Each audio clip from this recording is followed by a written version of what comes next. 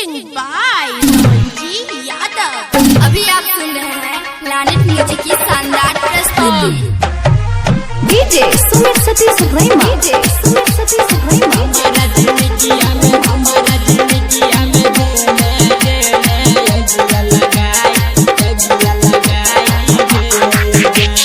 प्यार हमारा से के लेला दोसर से शादी रचाई गे जान।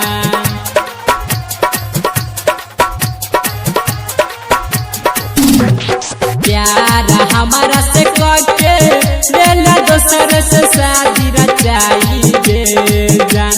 ये जान गे लेला तू रचाई गे जान। ये जान हमारा जिंदगी में दिल अगिया लगाई गे जान।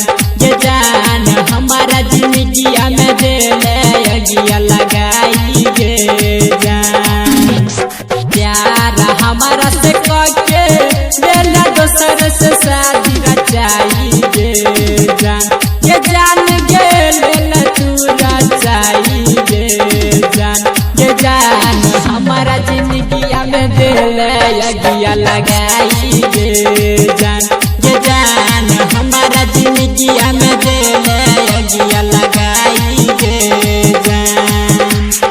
अभी आप सुन रहे हैं प्लैनेट म्यूजिक की शानदार प्रस्तुति। DJ Sumit Satish रैमा, DJ Sumit Satish रैमा। हमारा जिंदगी में हमारा जिंदगी में दिल अगिया लगाई गे जान।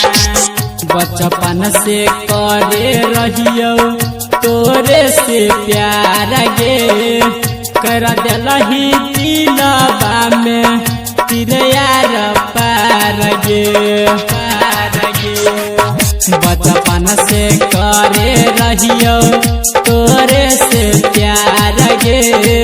कर दिलही दिलवा तू यार पार गे। तोरे खातिर जान छोड़लियो पढ़ाई गे जान। ये जान गे छोड़लियो पढ़ाई गे जान।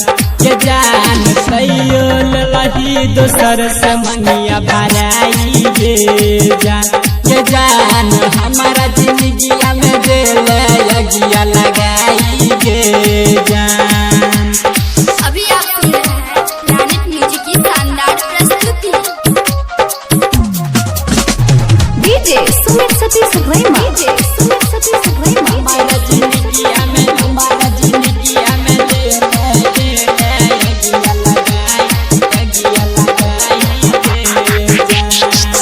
कहै छौ सुमन किसन एते बड़ा याद गे। हमारा जिंदगिया तू केल बर्बाद गे। कहै छौ धीरज अंकुश एते बड़ा याद गे।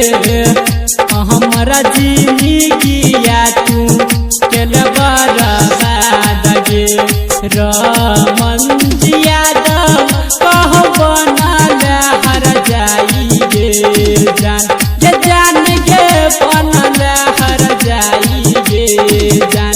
ये जान सैयो लही दोसर से मंगिया भराई गे जान। ये जान हमारा जिंदगी में दिल अगिया लगाई गे